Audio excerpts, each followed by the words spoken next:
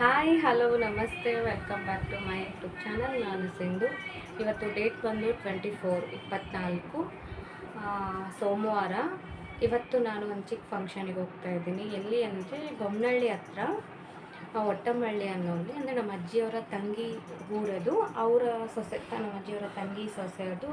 ಅಂದರೆ ಸೀರೆ ಮಾಡ್ತಾರಲ್ಲ, ಬುತ್ತಿ ತರುತ್ತೆ ಅವ್ರ ಮನೆಯಿಂದ ಪ್ರೆಗ್ನೆಂಟ್ ಇರೋರಿಗೆ. ಆ ಕಾರ್ಯಕ್ರಮಕ್ಕೆ ನಾನು ಹೋಗ್ತಾ ಇರೋದು. ಈ ಕಡೆ ಎಲ್ಲ ಯಾವ ಥರ ಮಾಡ್ತಾರೆ, ಹೇಗೆಲ್ಲ ಇರುತ್ತೆ ಅನ್ನೋದನ್ನು ನಾನು ಈ ವಿಡಿಯೋ ಮುಖಾಂತರ ತೋರಿಸ್ತಾ ಹೋಗ್ತೀನಿ. ಇವಾಗ ಟೈಮ್ ಬಂದು 7:40 ಆಗಿದೆ. ಇವಾಗ ನಾವೆಲ್ಲ ರೆಡಿ ಇದ್ದೀವಿ, ಅಂದರೆ ಇನ್ನೂ ನಾನು ರೆಡಿ ಆಗಬೇಕು. ರೆಡಿಯಾಗಿ ಹೊರಡ್ತೀವಿ. ಇಲ್ಲಿಂದ ಅಲ್ಲಿಗೆ ಹೋಗೋಕ್ಕೆ 1 ಅವರ್ ಜರ್ನಿ ಇರುತ್ತೆ. ನಾನು ಮತ್ತು ನಮ್ಮ ಅತ್ತೆಯವರು, ಅಂದರೆ ನಮ್ಮ ಅಜ್ಜಿ ಹೋಗ್ತಾ ಇರೋದು. 1 ಅವರ್ ಜರ್ನಿ. ನೋಡೋಣ ಹೇಗೆಲ್ಲ ಆಗುತ್ತೆ ಇವತ್ತು ದಿನಗಳು, ನಾವು ಹೇಗೆಲ್ಲ ಕಳಿತೀವಿ, ಆ ಫಂಕ್ಷನಲ್ಲಿ ಯಾರೆಲ್ಲ ಬಂದಿರ್ತಾರೆ, ಫಂಕ್ಷನ್ ಹೇಗೆಲ್ಲ ಆಗುತ್ತೆ ಅಂತ. ಹೋಗಿ ರಿಟರ್ನ್ ಬರೋದು ನಾವು.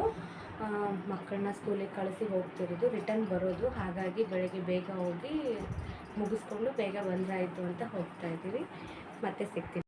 ನಾನು ಈಗ ರೆಡಿ ಆಗ್ತಾ ಇದ್ದೆ. ನನ್ನ ಜೊತೆಗೆ ಮಗಳನ್ನೂ ರೆಡಿ ಮಾಡ್ತಾ ಅವಳನ್ನ ಸ್ಕೂಲಿಗೆ ಕಳಿಸ್ತಾ ಇದ್ದೆ. ನಾನು ಜೊತೆಗೆ ಕರ್ಕೊಂಡು ಹೋಗೋದು ಬೇಡ, ಎಕ್ಸಾಮ್ ಬೇರೆ ಹತ್ರ ಇದೆ ಅಲ್ಲ, ಹಾಗಾಗಿ ಅವಳನ್ನ ಸ್ಕೂಲಿಗೆ ಕಳಿಸೇ ಹೋದ್ರಾಯಿತು ಅಂಥೇಳಿ ನಮ್ಮ ಮನೆಯವರು ಬಂದಿದ್ದರು.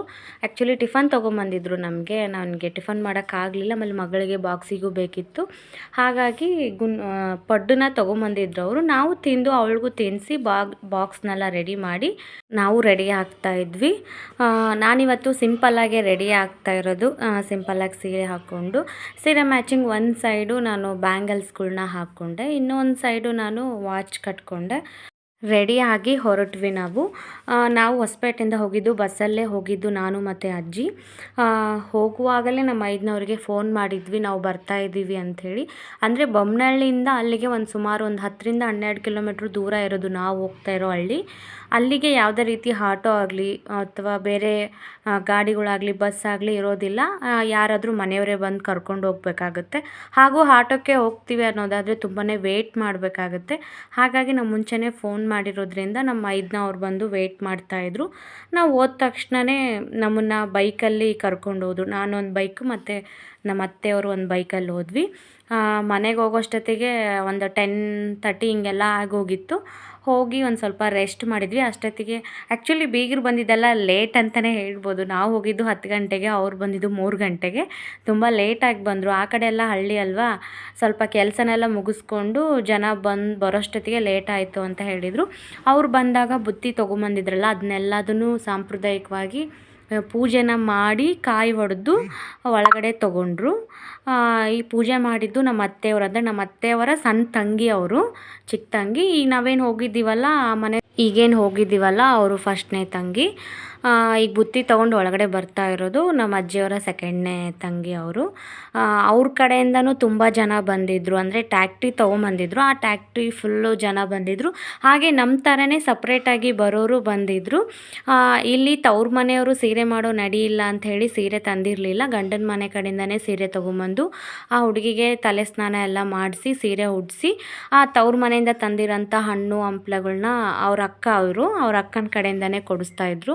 ಮತ್ತು ಆ ಹುಡುಗಿ ತವ್ರ ಮನೆ ಕಡೆಯಿಂದ ತಂದಿರೋಂಥ ಬುತ್ತಿ ಇದು. ಅಂದರೆ ಕಾಮನ್ನಾಗಿ ಎಲ್ಲರೂ ತರ್ತಾರೆ, ಬಟ್ ಕೆಲವು ಜನ ಕಡಿಮೆ ಐಟಮ್ಸ್ ತರ್ತಾರೆ, ಕೆಲವು ಜನ ಜಾಸ್ತಿ ತಂದಿರ್ತಾರೆ. ಇವ್ರು ಬಂದು ಒಂದು 4-5 ವೆರೈಟೀಸ್ ಕಾಳುಗಳು, ಎಣ್ಗಾಯಿ ಪಲ್ಯ ಮತ್ತು ರವೆ ಉಂಡೆ, ಕರ್ಜಿಕಾಯಿ, ರೊಟ್ಟಿ, ಚಪಾತಿ, ಶೇಂಗಾದ ಪುಡಿ, ಈ ಥರ ಕೆಲವೊಂದು ಚಟ್ನಿ ಪುಡಿಗಳ್ನ ಅವ್ರನ್ನೆಲ್ಲ ತೊಗೊಂಬಂದಿದ್ರು. ಅದನ್ನೆಲ್ಲ ತೆಗೆದಿಟ್ಟು ಆ ಹುಡುಗಿನ ಕರ್ಕೊಂಡು ದೇವಸ್ಥಾನಕ್ಕೆ ಹೋಗಿ ಬರಬೇಕು ಅಂತ ಹೇಳಿದರು. ಹಾಗಾಗಿ ನಾವೆಲ್ಲರೂ ದೇವಸ್ಥಾನಕ್ಕೆ ಹೋದ್ವಿ. ಸುಮಾರು ಒಂದು 5-6 ದೇವಸ್ಥಾನಕ್ಕೆ ಹೋದ್ವಿ ಅನಿಸುತ್ತೆ ನಾವು. ನೋಡೋಕ್ಕೆ ಸಣ್ಣ ಹಳ್ಳಿ, ಆದರೆ ತುಂಬಾ ದೇವಸ್ಥಾನಗಳಿದ್ದಾವೆ ಆ ಊರಲ್ಲಿ. ಹಾಗಾಗಿ ಎಲ್ಲ ದೇವಸ್ಥಾನಕ್ಕೂ ಹೋಗಬೇಕು ಅಂಥೇಳಿ ಎಲ್ಲ ದೇವಸ್ಥಾನಕ್ಕೂ ಹೋಗಿ ಬಂದ್ವಿ. ಈ ಥರ ಸೀಮಂತನ ಕೆಲವೊಂದು ಕಡೆ ಕೆಲವೊಬ್ಬರು ಒಂದೊಂದು ಥರ ಮಾಡ್ತಾರೆ. ಅಂದರೆ ಸ್ವಲ್ಪ ಚೆನ್ನಾಗಿ ದುಡ್ಡನ್ನ ಖರ್ಚು ಮಾಡಿ ನಾವು ಗ್ರ್ಯಾಂಡಾಗಿ ಮಾಡ್ತೀವಿ ಅನ್ನೋರು ಗ್ರ್ಯಾಂಡಾಗಿ ಮಾಡ್ತಾರೆ. ಅದೆಲ್ಲ ಮಾಡೋಕ್ಕಾಗಲ್ಲ ಅಂದವರು ಇದೇ ಥರ ಸಿಂಪಲ್ಲಾಗಿ ದೇವಸ್ಥಾನಗಳಿಗೆ ಹೋಗಿ ಬರ್ತಾರೆ. ಕೆಲವೊಂದು ಸಲ ಮಾಡೋವಂಥ ಪದ್ಧತಿ ಇಲ್ಲ ಅಂದಾಗೂ ಅಷ್ಟೇ ಏನು ಜಾಸ್ತಿ ಮಾಡೋಕ್ಕೆ ಹೋಗಲ್ಲ. ಸಿಂಪಲ್ಲಾಗಿ ಸೀರೆನ ತೊಗೊಂಬಂದು ಉಡಿಸಿ ಮನೆಯವರಷ್ಟೇ ದೇವಸ್ಥಾನಕ್ಕೆ ಹೋಗಿ ಬಂದುಬಿಡ್ತಾರೆ. ಮನೆ ಪೂರ್ತಕ್ಕೆ ಬುತ್ತಿ ಅಂತ ಹೇಳಿ ತವ್ರ ಮನೆ ಕಡೆಯಿಂದ ತೊಗೊಂಬರ್ತಾರೆ ಅಷ್ಟೇ. ಕೆಲವೊಂದು ಕಡೆ ಕೆಲವೊಂದು ಥರ ಪದ್ಧತಿ ಇರುತ್ತೆ. ಹಾಗೆ ಇಲ್ಲಿ ಅಂದರೆ ನಾವು ಓದು ಊರಲ್ಲಿ ಆ ಥರ ಪದ್ಧತಿ ಇದ್ದಿದ್ದು. ನಮ್ಮ ಕಡೆ ಬಂದರೆ ನಮ್ಮದು ಹೊಸಪೇಟೆಯಲ್ಲೇ ಒಂದು ಸ್ವಲ್ಪ ಚೇಂಜ್ ಇರುತ್ತೆ. ಇದೇ ಥರ ಪದ್ಧತಿನೇ, ಆದರೆ ಕೆಲವೊಂದು ಸಣ್ಣ ಪುಟ್ಟ ನಡಿಗಳೇನಿರುತ್ತಲ್ಲ ಸ್ವಲ್ಪ ಚೇಂಜಸ್ ಇರುತ್ತೆ ಅಂತಲೇ ಹೇಳ್ಬೋದು. ಎಲ್ಲರೂ ಒಟ್ಟಿಗೆ ಸೇರಿದ್ವಿ, ಹಾಗಾಗಿ ಒಂದು ಸ್ವಲ್ಪ ನೆನಪಿರುತ್ತೆ ಅಂತ ಹೇಳಿಬಿಟ್ಟು ಅಲ್ಲೇ ದೇವಸ್ಥಾನ ಹತ್ರ ಎಲ್ಲರೂ ಸೇರಿ ಫೋಟೋಸ್ನೆಲ್ಲ ತೆಗೆಸ್ಕೊಂಡ್ವಿ. ಖುಷಿ ಆಯಿತು ಅಲ್ಲಿಗೆ ಹೋಗಿ ಅಷ್ಟು ಜನರ ಜೊತೆ ನಾವು ಮಿಂಗಲ್ ಆಗಿತ್ತು. ಅದು ಮುಗಿಯೋಷ್ಟೊತ್ತಿಗೆ 6 ಗಂಟೆ ಆಗೋಗಿತ್ತು. ನಾವು ಇನ್ನೇನು ಊರಿಗೆ ಹೋಗಲೇಬೇಕು ಅಂಥೇಳಿ ಬೇಗ ಊಟ ಮುಗಿಸ್ಕೊಂಡು ಮತ್ತೆ ಅಲ್ಲಿಂದ ನಾವು ಬೈಕ್ ಮೇಲೆ ಬೊಮ್ಮನಹಳ್ಳಿಗೆ ಬಂದ್ವಿ. ಬೊಮ್ಮನಹಳ್ಳಿಗೆ ಬಂದು ಅಲ್ಲೊಂದು 3/4 ಗಂಟೆ ವೆಯ್ಟ್ ಮಾಡಿದ್ವಿ. ಆ್ಯಕ್ಚುಲಿ ನಮಗೆ ಬೇಗ ಬಸ್ ಸಿಗಲಿಲ್ಲ. ಯಾವ ಬಸ್ ಬಂದರೂ ಫುಲ್ ರಶ್ ಆಗೇ ಬರ್ತಾಯಿತ್ತು. ಹಾಗಾಗಿ ವೆಯ್ಟ್ ಮಾಡಿ ಒಂದು ಬಸ್ ಸಿಕ್ತು ನಮಗೆ. ಅಂದರೆ ಫುಲ್ ರಶ್ ಇತ್ತು. ಅದು ಸ್ವಲ್ಪ ದೂರ ನಿಂತ್ಕೊಂಡು ಬಂದು ಒಂದು ಸ್ವಲ್ಪ ದೂರ ಬಂದಾದಮೇಲೆ ನಮಗೆ ಸೀಟ್ ಸಿಕ್ತು, ಕೂತ್ಕೊಂಡ್ವಿ. ಇಲ್ಲಿಗೆ ನಾನು ವಿಡಿಯೋನ ಎಂಡ್ ಮಾಡ್ತಾಯಿದ್ದೀನಿ. Thank you.